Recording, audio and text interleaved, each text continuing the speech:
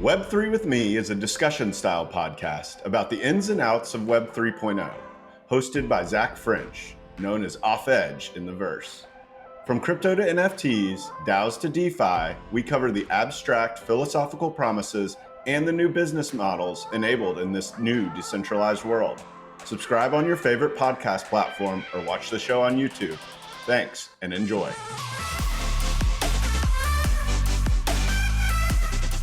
Zach French is a bar-certified attorney, and nothing expressed by Zach during Web3 with Me shall be considered legal advice. All the opinions expressed by Zach and his guests are solely their own opinions.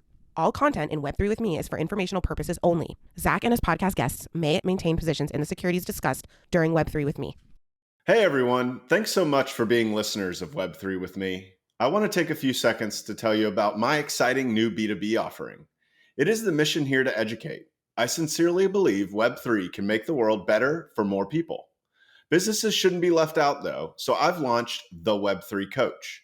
It's a bespoke education experience designed to help your team understand how Web3 affects your particular industry or company and identify opportunities unique to Web3. Whether you have a law or accounting firm with a growing number of clients participating in Web3 through crypto and NFTs, or you're a real estate syndicate looking for different ways to raise money, or teams just of fast-growing Web3 companies who want to understand your customers and your new teammates, I make sure you can talk the talk and leave feeling more confident about this crazy new world. Please take a minute to check out my website at theweb3coach.xyz. Thanks so much and enjoy the show. My guest today is Brian Christensen, who is the founder of Blockcities in the Verse. Brian is a multidisciplinary creator working to bring about a brighter, more sustainable future using blockchain technology. Brian's background encompasses over a decade of experience investing in real estate and also exploring product development, software development, and data aggregation. The Blockcities platform is a bridge between digital and physical worlds, where users are able to bring concepts into physical form through a process of voting, reservation, and investment into tokenized assets. We go really deep on the future for cities in general and on this very cool project of Blockcities that Brian is developing. I hope you'll enjoy. LFG baby, let's start vibing.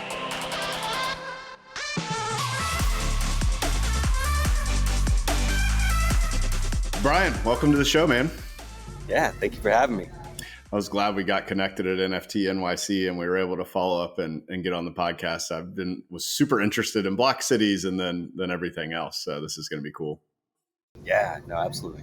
Glad to be here. So I always start kind of this traditional way, and it's always trying to figure out who my guest is, right? And I want to know, what is your founding story? What makes Brian Brian? So if you could share that, it'd be great. Yeah, for sure. So a lot of this originates actually back to like November 2007, actually, where it was my first time learning to meditate. And you know, there's really two moments. You know, I'll point out. This was kind of the first one, but you know, in this process, there was one night that I had just a series of flashes that kind of like painted a picture of the future that was completely different than anything that I had expected. And it was one of those things where it was almost like an imprint of thought that you can't go back from, like this, almost like a deception, or like a stamp that I just couldn't ignore. You know, very similar to like a rubber band never being able to go back to its original form once it's stretched out. It was just something that kind of painted a picture of the future that was very different than what I had anticipated.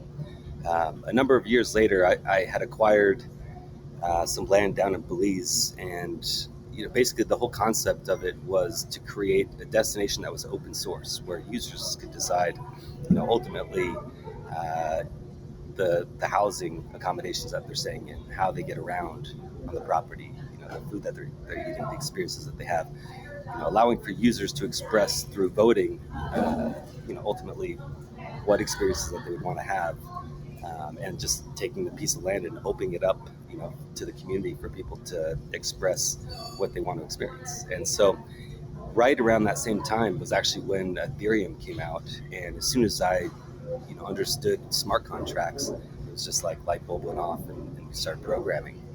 And so really that's kind of what got me into this. You know, I've got two daughters that very much have put a little bit of pressure on me to try to leave a little bit of a ripple in this world. Nothing grandiose, but just leaving in the same way that like camping and Boy Scouts, like leave your campsite a little bit better than you found it. I look at your experience on this planet in the same way, and so I'm trying to just build a little bit more of a sustainable future, do some fun things in the process, and obviously incorporate Web3 technology to enable that coming forward. That's really cool. That's interesting. So you had the idea to essentially decentralize ownership of land before you knew what smart contracts were. That's so interesting. What kind of prompted that? Was that just like I guess maybe your values that were like, hey, I want to share this with people? Or like, what was it that kind of drove that idea really? I mean, a lot of it is just like seeing how cities and towns are built right now, where everything is just very, you know, homogenous, I guess would be the word, very consistent, like these stick built homes, and everything is just like, I guess in general, we're living in this very fixed society where like it's very rare that you see these things that just absolutely dazzle and are completely unique. And I feel like in general, there's, completely wide spectrum of alternative forms of housing that we haven't even began to touch. It's interesting. Just in the last week, Airbnb put out almost like a call for designs, where now they're funding. I think it's like a $10 million pot that they're putting into just creating the most ridiculous forms of housing that could be created, because they are also seeing this trend of like the highest performing Airbnb rentals are the most unique experiences. And so, that's just kind of like a testament to people are hungry for something different. And so that's, ultimately what we want to be able to help facilitate through technology, for sure. Yeah, that's interesting. So by allowing the community to kind of have the vote as to how this was used, right? Like you are creating something that is like crowdsourced in terms Yep. of how it's run, what is done there. What were some of your early ideas as to where you thought that might go? Was there specific use cases that you thought of? Is there some things that you were specifically advocating for? So I guess the way that I look at it is, if you can do it in such a way where it's taking a little piece of land and then opening it up and allowing for collective intelligence to, be able to shine a spotlight on some of the things that'd be cool to build. In that same, taking that same model, you can apply that towards solution-based technologies. Anything from agriculture systems, that can produce a higher yield, to renewable energy, to, whatever that may look like. I feel like the overall concept of leveraging collective intelligence is something that we are just barely starting to experience, and it really hasn't actually come into full form in terms of like what that can really empower. But there's a lot of brilliant minds out there, and so being able to take the best ideas and then give them a spotlight, and then allow for people to express which ones that they prefer. I feel like that's something that can benefit a lot of different industries, beyond just real estate. Yeah, for sure. How are you finding the people? Or how did you plan to find the people? Maybe it changed once you found Ethereum and then you're maybe a bit more focused or not. But like who were the collective intelligence? Was it kind of like your circle, like your inner circle maybe? Or I mean, I've definitely been proactively searching for people that are just building really, really fun, creative applications, particularly like in the world of real estate. And so a lot of this like does come back to a little bit of like Burning Man culture, for sure. You see some stuff. I mean, I don't know if you've heard of like Fly Ranch. That's a pretty good example of like a permanent development that's being brought forward. Actually, really, really close to where they have Burning Man. But that's like one example. Another one would be like Blockchains LLC is doing a smart city out in Nevada. You've got Vic doing Liberland, which they've come up with a pretty cool concept. So there's all these radical new, whether like at a city scale developments or just a little community development, or even just a single, housing structure. There's a lot of really, really cool designs that are not your standard construction. And so I've definitely been trying to track down the people that are making some things that I would want to stay in, and I'm sure other people would want to as well. Yeah, yeah, that's interesting. And how did you get to the point where you purchased this property in Belize? Were you in real estate before that, and what were you doing before Yep. that? Yep. So I've been in real estate pretty much all my life, straight from high school. Started doing the investing thing. Really, like it started off bird dogging, where I was just finding good deals for an investor, and then that transitioned into me starting to acquire properties myself.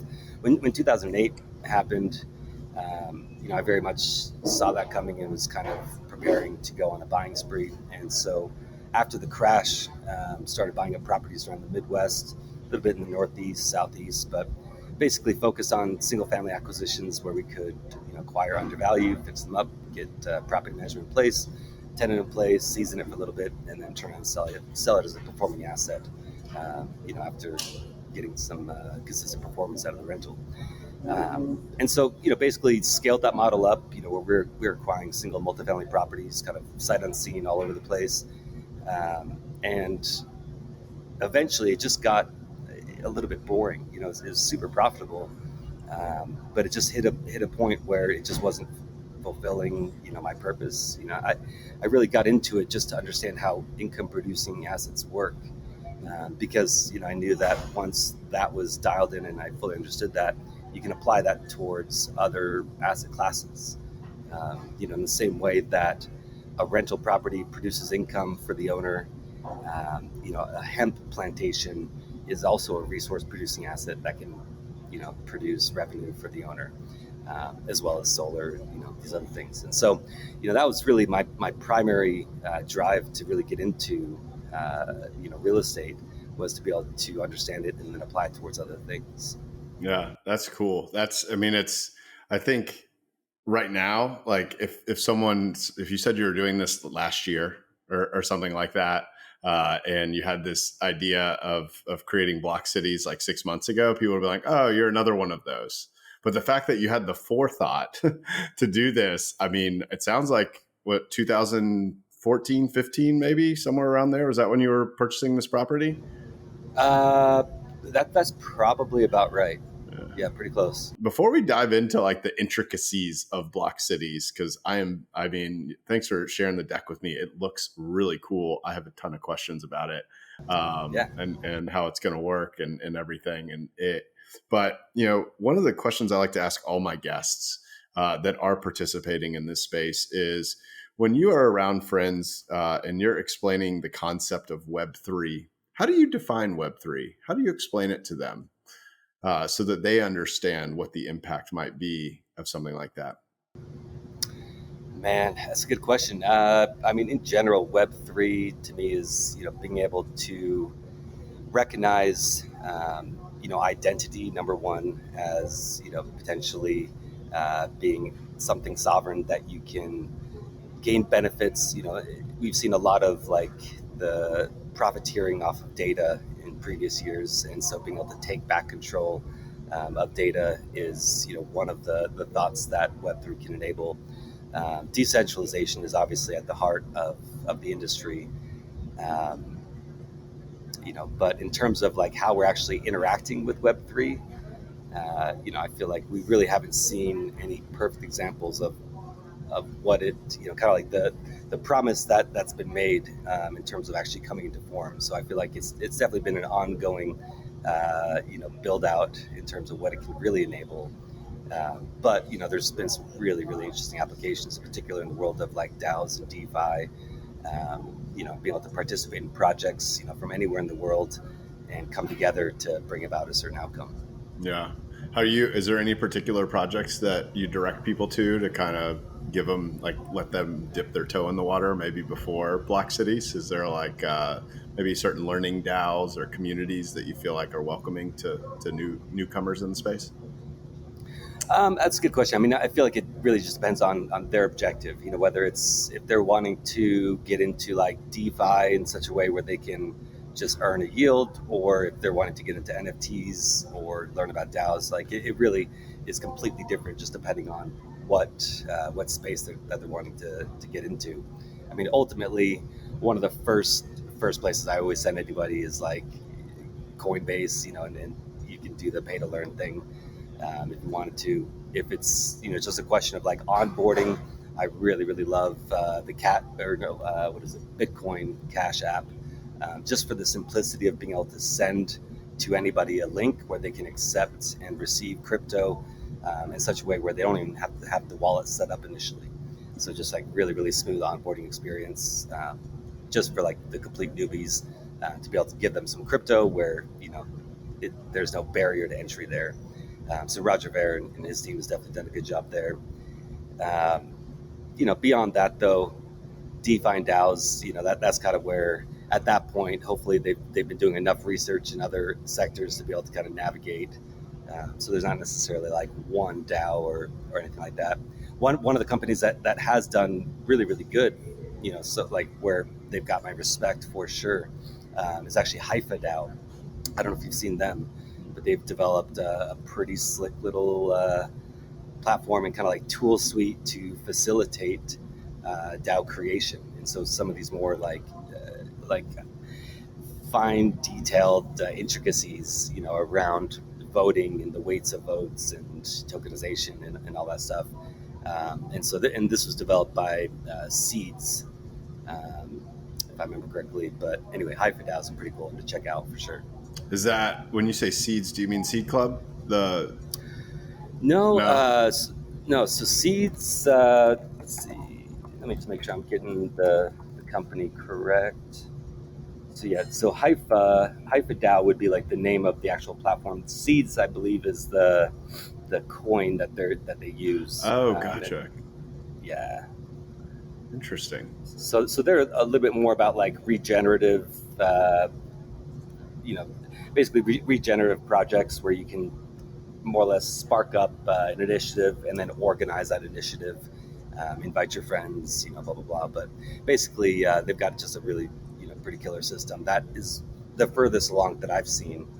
Um, at least I would put us somewhere up there, but they definitely have built something pretty beautiful.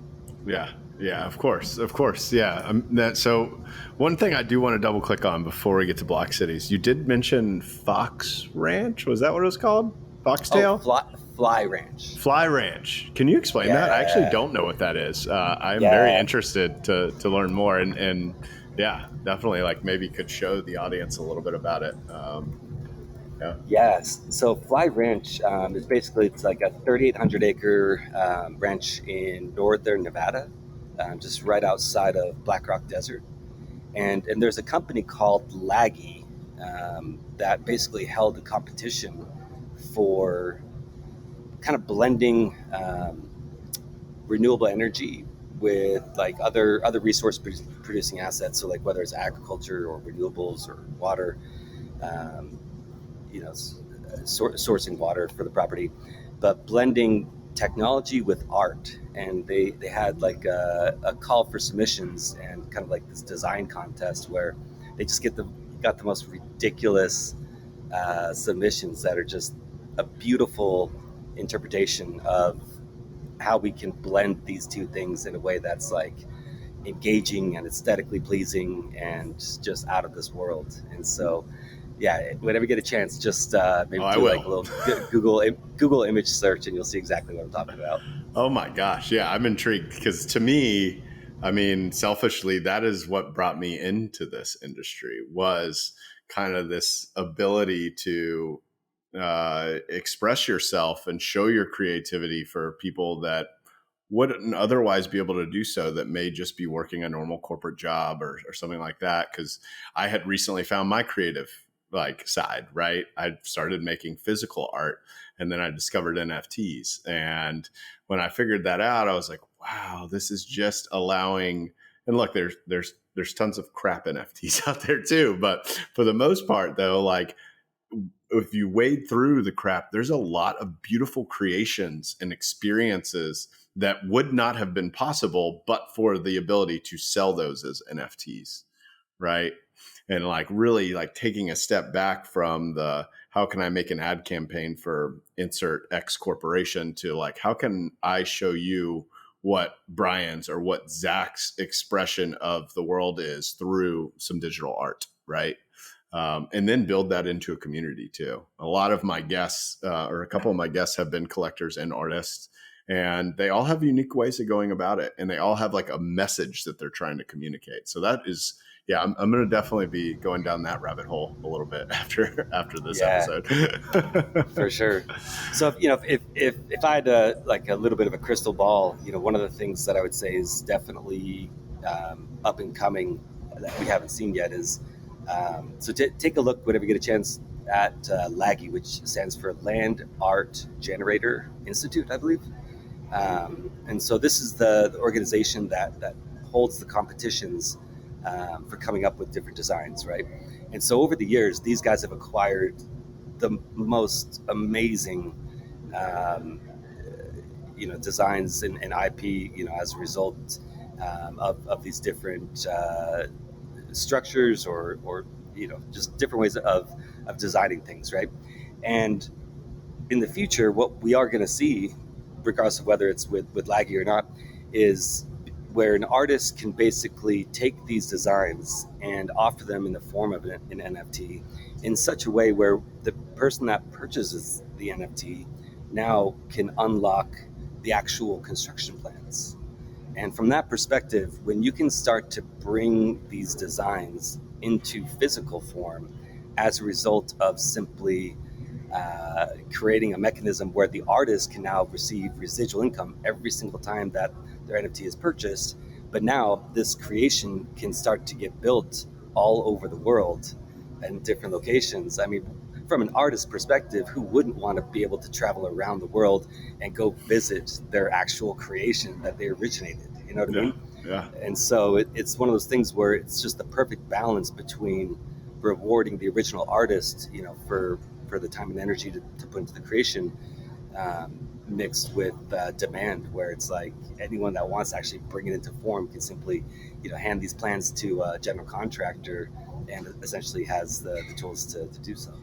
That's cool. I mean, it really highlights on it the incentive alignment that it was not possible prior to this point, right? Like was not possible prior to NFTs, prior to blockchain, prior to like cryptographically guaranteeing ownership, right? And being able to build into smart contracts an ongoing royalty for creators, right? That is, I mean, it could be as simple as someone on Twitter shilling the latest community they joined, but it could also be as intricate as what you just described. And a great segue to Blockcities. So I've had an opportunity to explore Blockcities a little bit, but let's pretend that I've never even heard of it because the audience may not have. What is Blockcities, and why are you dedicating your life to this company for the last 4 or 5 years? Yep. Yeah.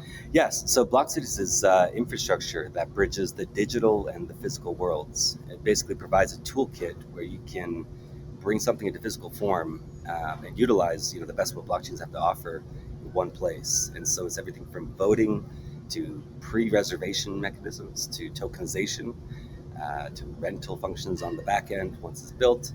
And then one of the more unique capabilities that we have is actually being able to program the distribution of funds on the back end.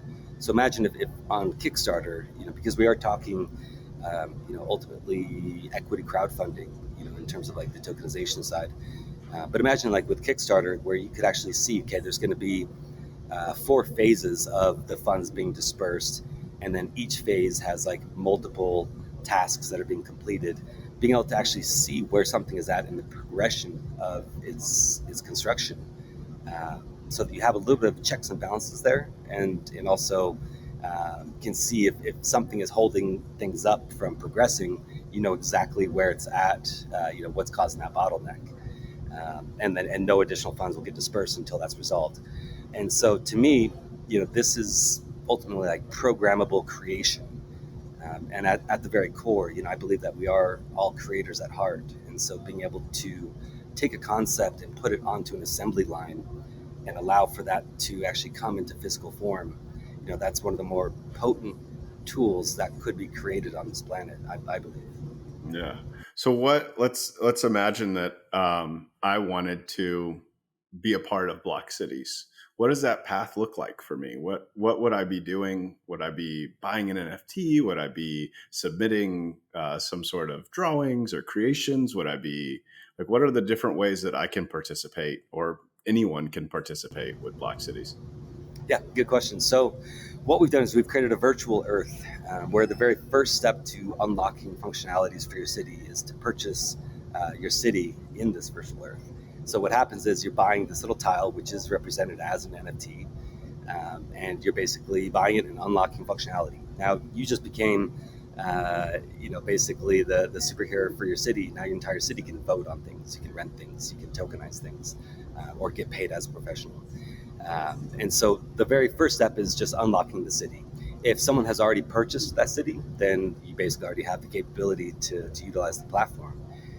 The highest and best use is identifying something that should get built, where there is going to be natural demand for something and you're filling a void that currently exists. And that could be anything from local agriculture production to a smaller scale microgrid utility if you wanted to just simply taking a piece of land and building a structure that's incredibly unique. So I mean, it can look like a number of different things, but ultimately it's about taking a physical asset and then whatever that improvement is to it, and then being able to validate that this improvement should take place using the voting and pre-reservation mechanisms. So, okay, I'm a little confused. All right, so Yeah. I go in and I buy my city. The city is an NFT, right? Yep. Okay. Let's say I buy Atlanta for sake of argument. You can't see my background, but there's an Atlanta sign here I like to point to in case you ever ask where I'm from. And I say, all right, I think Atlanta needs a solar farm, right? But what is the step from I own the NFT to I think Atlanta needs in the physical world a solar farm? Yeah. So first off, the NFT in this case, let's say Atlanta has already been purchased, so now that's like completely out of the way. So it's basically like now we're just talking about being able to propose that there should be a solar farm that gets built. Mm-hmm. Okay. And so ultimately, what you can do is create a proposal to actually develop a solar farm in Atlanta. Okay. And what happens is you're basically creating a request for proposal, an RFP, that you can invite professionals to submit their bids. That would actually be putting the solar farm there. Okay. The Is other your thing that sorry to interrupt? Is your platform facilitating the request for bids to various yes. contractors and subcontractors? Okay, cool. Yep. Yep. And so, from that perspective, you can invite professionals if you know people that are professionals in that field, and then you can also invite your friends to potentially vote on it. But now, the other piece that's still missing here is the piece of land that this would actually be going on in the real world, right? And so it's a matter of being able to blend the land with the improvement, and then you're basically tokenizing this as a full project where people can purchase shares in it to now bring it into form. Okay, so whatever the total cost comes in as far as that solar PV plant, then basically you're creating shares that people can purchase, which is secured by the land itself and the project. And basically, on the back end, this is where once the funds are raised, then they're dispersed in multiple phases using the professionals. Okay, so let's assume that it is purchased by somebody else. What's my affiliation with the person who has already purchased the NFT for Atlanta? Is there any type No, of okay? no affiliation. No. Okay. So that was I guess the distribution of the NFTs was a way to raise funds for Blockcities to function, right? Correct. I don't need to Raise get any funds. permission. Yeah. Yeah. To raise funds, and then it also allows us to grow into other jurisdictions that we need to have some real legal foundations in. We couldn't automatically go and start popping up developments in Cuba tomorrow. There's different security laws in different jurisdictions, so we need to be able to have the ability to scale into these territories in a way where we can have that legal infrastructure in place. Gotcha. So NFT distribution, the building of a metaverse, if you will, that is a replica of Earth. Yep. You can purchase property, I assume, anywhere, right? It Yep. is the whole Earth. We aren't excluding any countries or areas. Uh, how? Okay, so then I say, as a participant, in the sense that I um, want to build the solar PV farm that we're discussing, what obligation is on me? Should I be the one that is actually coming up with the proposal that says this is, how many solar panels we need, this is how much they're going to cost, or am I just kind of floating the idea out there to the professionals that are already part of your network, and then they're helping me come to the conclusion of what it would cost and building out like the project plan and all that? Correct. Yeah. So as the project originator, if you're submitting an asset into, like, submitting this to the system, then you should be able to have like a rough gauge off of the total construction. But ultimately, that is subject to changing after you're getting those bids in. So it's just kind of like identify the overall scale that you're trying to go, and come up with a rough estimate, and then the general contractors ultimately are the ones, or the source of the solar are the ones that are actually fine tuning what that's actually going to look like. Gotcha. So there is like a level of education necessary to participate in facilitating the physical world project. Are you like actively targeting people that you feel like would be a good fit? Like, how are you going about bringing in people that are going to have that requisite knowledge, and or I guess like educating people who may not, like me? How do you go about that process? Yeah, so definitely, like, one of our main focuses is on just establishing asset partners, and so Mm-hmm. this could be anything from people that already own and operate, farms at scale, where they are essentially the equivalent of like your property management that can handle everything from seed to sale of that crop. But getting professionals in place that's all that they do, and so they can replicate that in different jurisdictions.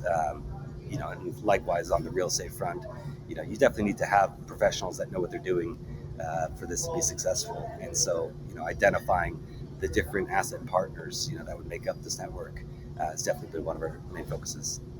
So you kind of have to, there's a lot of network effects I feel like that are necessary for this to work, right? So you're trying right now, I guess, at what stage are you now? Is there people that are already proposing projects? No, Is there so right, projects? Yeah, go ahead. yeah, so right now everything is just kind of in a testing mode where we're just making sure that everything is completely dialed in and working properly prior to opening it up in beta. So this has been in development for like 4 years, and the reality is there's so many functionalities in order to properly accommodate construction in the real world, where we just had to make sure that everything is just dialed in, and all of the functions that you need to be able to successfully execute this are considered and built in and done the right way. And so we're just at a point where now we're just in final testing mode. Everything is working beautifully well, and so we're just preparing to launch officially and push our token to the live net. So what is I guess when you launch, what are the next steps? What comes next? Yep. So what comes next is ultimately having like a suite, almost like templates, in the same way that you would have, a template for a website or whatever that would look like. Having templates for construction, where it's, ultimately, here's one way that you can design, a farm, or here's one way that you can set up, a multifamily property. But these different, structures that we've already identified, that are a little bit more plug and play, which is definitely why we've leaned towards um, modular construction. So things that are factory built and can be shipped and set up anywhere in the world. And so, because that just takes the barrier to entry out of being able to facilitate that, because it just comes down to the cost plus the shipping and the permits and the land. And the lawyers, where do the lawyers come in? Yeah. Yep. Nope. Lawyers are absolutely one of the types of professionals that can get paid as a result of participating on the platform. Yeah. Are you, is it, I guess so, let's assume that we have a successful project plan. We have contractors, subcontractors to facilitate the project. Where are the funds raised for the Yes. to support that? Yep. So based off of the project sponsor that's submitting it from the beginning, they're ultimately determining what percentage of the full project is being tokenized, because you don't have to tokenize 100% of the equity. You can simply tokenize 20, 30% and issue shares in that. And then let's say you're only raising 30% of the funds in actual equity, then at that point you can go out and get traditional financing for the rest. And so being able to really combine capital stacks, is something that we haven't yet seen this implemented in the world of Web3 blockchain tokenization. But it's absolutely something that will enable construction at a different level, because once the degens learn how to become capable of real world development, you know what I mean? And you can raise your 20, 30% down payment essentially through a DAO, and then combine that with traditional financing. I mean, there's not a single project you couldn't bring into form with the right plans behind it. I know you probably have a tagline, but from degens to developers, I think is another one for consideration. Yeah. Because I mean, it is. It's like, it. as you think about all this stuff, I mean, you are trying to build a real world application that relates to the blockchain, which I think are what will ultimately win out here. But there's a lot of people who are familiar with the real world side, and there's a lot of people who are familiar with the blockchain side. But there's also a lot of capital that's just sitting there on the blockchain side that, whether it's by luck or what have you, they have a lot of, like, they're just sitting there with a lot of money, and the only thing they know how to invest in is a cryptocurrency or an NFT project or something like that. So providing a way for them to become either partners or educated in a way where they're comfortable diversifying their assets into real world, like real estate, is something that I think can unlock a lot of doors. Yep. Yeah, no, it's providing a great use case, for crypto for sure. Yeah, for sure. This is just, I mean, it's just so many moving parts. I mean, your head must be spinning on a daily basis. There's a ton of moving parts, and I wish it were a lot more simple, but It's just it's not. the nature of the beast. Yeah, it's like, I mean, just real estate in general. Luckily, I'm able to have this conversation with you and enough because my family is in real estate, so I have like a general idea of what's going on. But like, if you don't, I mean, is there going to be I guess, maybe like a boot camp or like an onboarding or like something like that, where you can come to both educate the developers on the degen side and the degens on the developer side? It's actually a great suggestion, is doing a boot camp. Up until now, we've been planning on doing everything just through like different video tutorials and whatnot, but really like a live boot camp, probably at like an actual destination where it's like something that gets built, and then you can bring them in and, dazzle them a little bit. I think that'd be a really cool concept. Yeah, I mean, imagine if you took them down to Belize and you said, "Hey, look what we're doing here." Are you currently working on that project still through Blockcities? So after the whole quarantine thing, I took a trip down last summer, and things were just completely dead from like a tourism perspective. And so right now, what we're doing is we're planted basically 5,000 mahogany trees. We'll be doing some timber plantations, and then I've also started doing a little bit of agriculture down there. And so that's something where, very minimal, in terms of like operational overhead to be able to manage that, super low maintenance.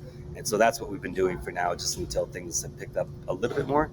But ultimately, that's definitely still a piece of land that's been pocketed for later. So we have 500 acres down in southern Belize in the jungle. So you'll be able to use that. And then I guess there's different ways that it sounds like the capital stack can be allocated, right? Like you can choose how much equity you want to issue. Your platform matches these developers with the equity investors? Or is Correct, that yes. okay? So you've got, how are you recruiting on the investment side? How are you bringing people to the platform that are familiar with investing in real estate and or just wanting to try something new? Yeah, so really, this is going to be part of our, the go-to-market, and something that I'm sure will evolve a little bit.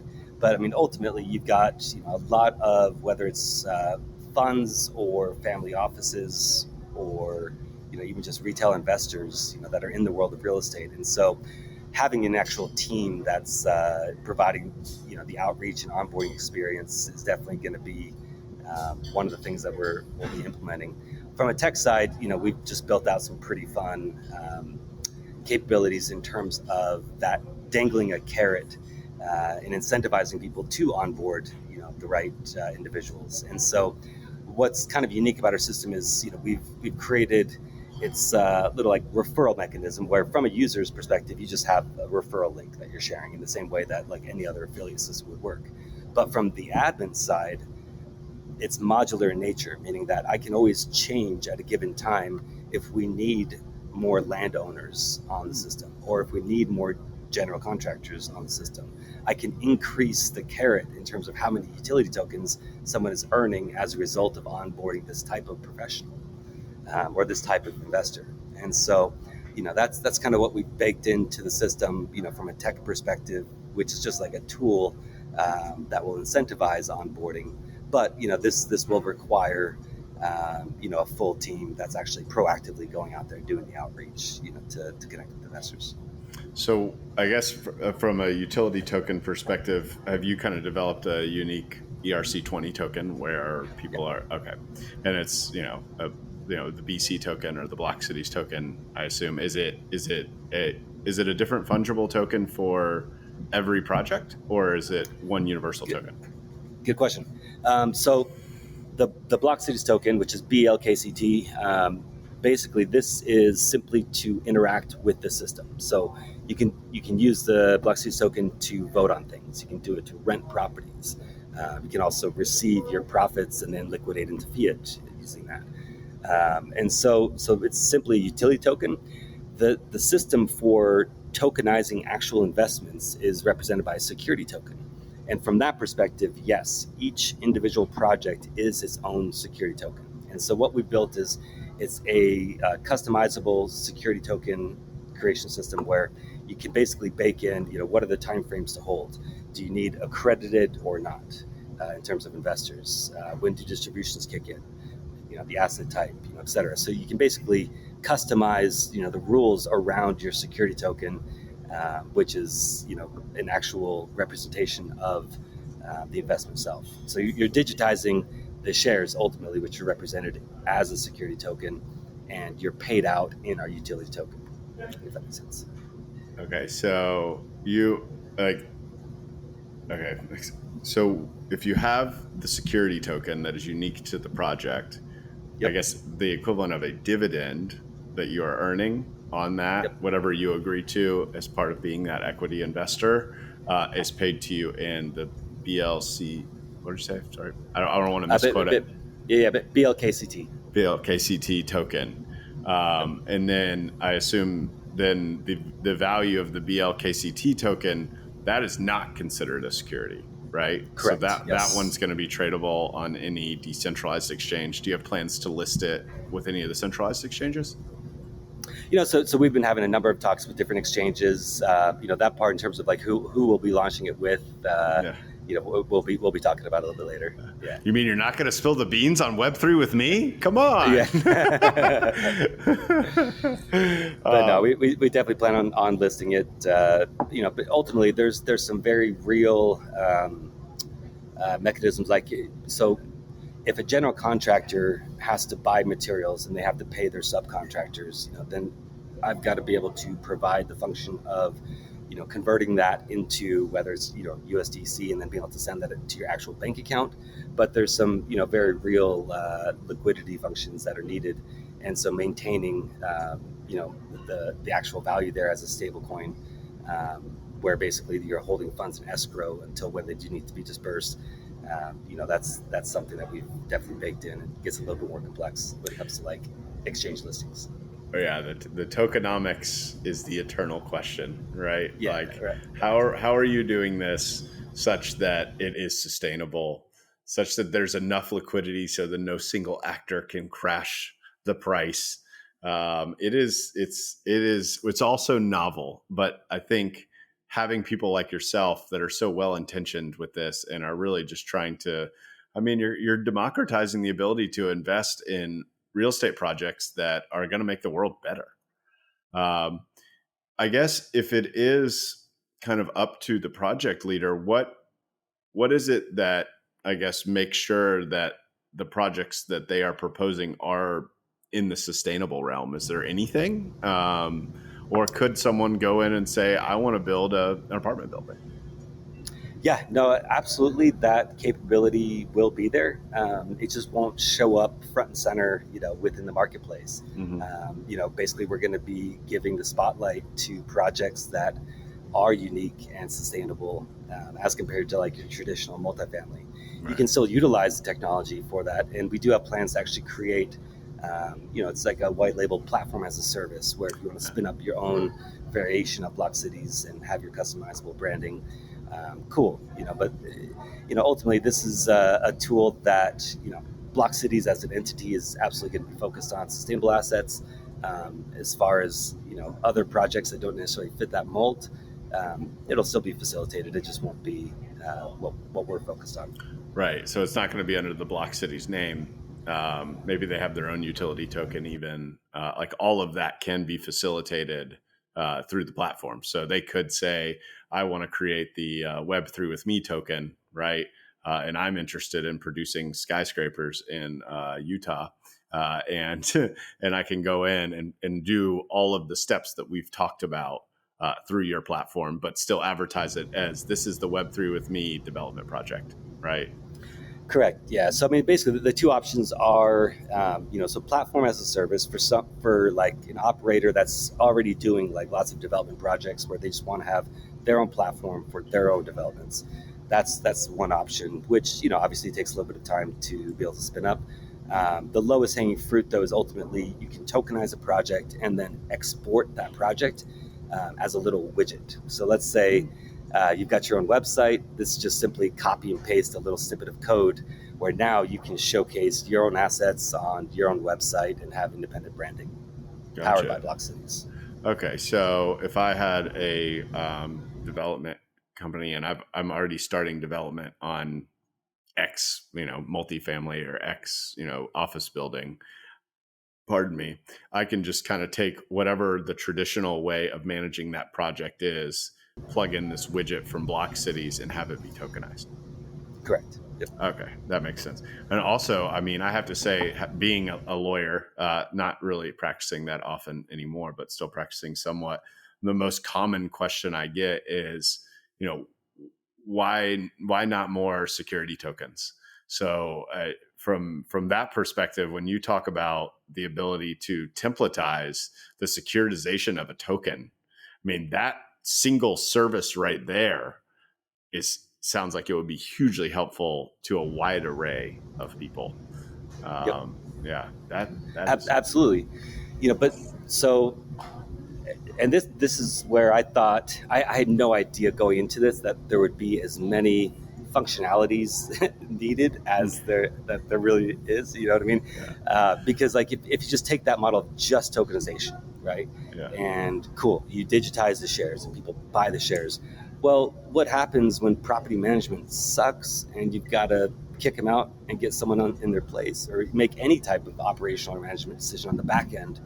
How are you facilitating that in the real world? And so that's where well, yeah. So, and that's where you have now voting functions, and not just voting, but asset specific voting, where you can vote with a weight, or with your vote weighted according to the percent equity that you have in the project.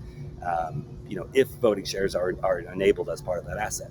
And so, there's a lot of these like little minute details that pop up, where it's not just as simple as just tokenization. There's really a number of other things that also need to be included in order to successfully execute that. But you're right. There's, this is the application of blockchain that has taken a little bit longer to come online, I feel like. But, you definitely have your companies like, whether it's Securitize or Proppy or Harbor, there's definitely companies out there that are, focused on the tokenization. And I feel like that's where things really get interesting, when you can actually impact the real world as a result of this digital technology. Yeah, we'll definitely have to link to some of those companies in the show notes. Those are all companies that I have taken a look in. I went to the crypto and real estate conference down in Miami in I think it was March or February. I love what Propy's doing, and look, I mean, everybody sees that this is a future. I guess it's just going to be a question of who wins the future, right? Yep. And I'll certainly be rooting for Blockcities. So I think I love what you guys are doing. I love the ethos. I wish I had the sophistication to actually lead a project, but who knows? Maybe one day I will, because I do believe in that side of it. Are there any, I guess, other like closing thoughts around Blockcities that you would like the audience to be aware of in terms of how they can participate, or when they might expect an official launch and everything to the public? So I mean, the biggest question that I've been asking anybody that's either participating or looking to participate in the platform is, what upgrade to the real world do you want to see? What needs to be brought into form? Either locally in your area that you live or somewhere else. And so that's definitely the question where it's like, if you're gonna participate in the platform, having a pulse on what you want to actually use this for is definitely something that is a good thing to kind of like come in with, because it's not you're not participating in this platform just to make money. That's not the objective. This is about creating like that intersection between profitability, sustainability, and creativity. And so it's, to me, it's like the more people that can show up with beautiful ideas that are just absolutely ridiculous and yet super feasible, I definitely encourage that. In terms of launch, so we have recently launched our Virtual Earth in a private pre-sale mode. You can go to blockcities.com/virtual earth to participate in that. Not something that's necessarily public facing, but if you go through the little whitelist, then you get access. And then we'll be launching a main platform here the next few months. And so, definitely would love to, have anyone that's interested take a look. And I think what you'll find is pretty beautiful. Yeah. And again, that's definitely going to be in the show notes, so everybody can go in there, and then we'll make sure that if we have questions and stuff that we'll make sure we can try and get them answered. And that's really, really cool. Well, I appreciate that, and thanks for sharing it. It sounds like you started with a clear vision for one property that was then thrust into the rocket ship to the moon mode by Ethereum, and has now blossomed into something that is even bigger than probably you ever imagined. So, kudos to you, sir. That is really cool. I mean, these big ideas, the people like you that are doing this, bridging in real life, and are willing to think big enough and tackle the things that someone else may say that's too complicated or that's too idealistic or something like that. Like, these are the ones that are going to really work. These are the ones that are going to change. This is the real impact I feel like Web3 is going to have on the world. So thank you. Yep. I always close these interviews with the same question. You talked a little bit about your crystal ball earlier. I want to dive a little bit deeper into what Brian sees as the ultimate crystal ball. So if you could tell us, where do you see yourself in Web3 in general in the next 6 to 12 months? And then, what is the big vision over the next 5 to 10 years for both yourself and the industry? I'd love to hear that. Yeah. So if I had to say like 5 years out, it would actually be from start to finish, the development of a small scale city, that is completely different than, the current ones that are on Earth, and actually have that facilitated through tokenization and voting and all that stuff. One of the more interesting applications that I'm personally very much planning on utilizing and creating that template, we'll call it, for, is creating a SPV, which is an acquisition vehicle. And being able to, in the same way that I mentioned that you have your, you can create your milestone 1, your milestone 2, milestone 3, and then different tasks within each milestone and professionals. You can do that by saying, okay, we're looking for land at, let's say, $2,000 an acre or less within these geographies, and here are the attributes that it has to have. And you're dangling a carrot for a bird dog to go out and find a property that meets this criteria. And then the people that are invested in it can say, yes, this fits, and boom, now they acquire that piece of land. And then step 2 is now the design and engineering of what improvements are going to take place on the land. And then step 3 is, the site prep. Step 4 is going to be the actual going vertical. And so creating, let's say, a bucket that you can put your money into, which is an acquisition vehicle, that is certainly an interesting application of this technology. The second is actually doing things that can upgrade a community in such a way that's actually subsidizing to some extent taxpayer dollars. And so this idea of, let's say, tackling homelessness in an area. Here in Utah, in Salt Lake City, there was this thing called Operation Rio Grande, where they took $56 million, and the whole objective was, this is going to fix homelessness, right? And what they spent that money on was bulldozing the little tent cities, sticking a bunch of homeless people in jail, and the rest went to the police force. Now, if you take that same $56 million and you actually do a little bit of math based off of what you can acquire a tiny home at, that would have paid for every single homeless person in the entire state of Utah to have 2 tiny homes each forever, right? And so that would have just completely solved it. And so this idea of creating we'll call it like a DAO bucket, where you can put your money into this thing, and its specific function is to tackle an issue. Whether you're setting it up as a continuous agreement for future equity, or some variation where it really does meet the definition of a utility or commodity, and is not considered a security.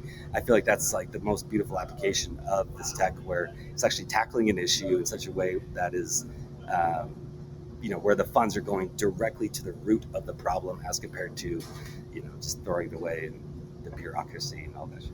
Yeah, that's beautiful. I mean, the second part is beautiful. The waste of the $56 million is abysmal. So that is a great example to leave the audience with. And then I guess finally, before we close, how can everybody get in touch with you? Because it sounds like you are facilitating a lot of interesting ideas and conversations. Yeah, so best thing would be go to blockcities.com and just fill out the form. You can check out, we're on Twitter, Facebook, Discord, all of it. Typically my Blockcities is our little handle. So yeah, follow us on Twitter or wherever else you prefer. But blockcities.com is where it's at. Cool. Appreciate your time, Brian. Yeah, appreciate being on here. Thanks for having me. Thanks. Thanks for joining Web3 with me. Make sure to follow us on YouTube, Spotify, and Apple Podcasts. Also, if you enjoyed the show, please leave us a review, as it'll help us reach more people.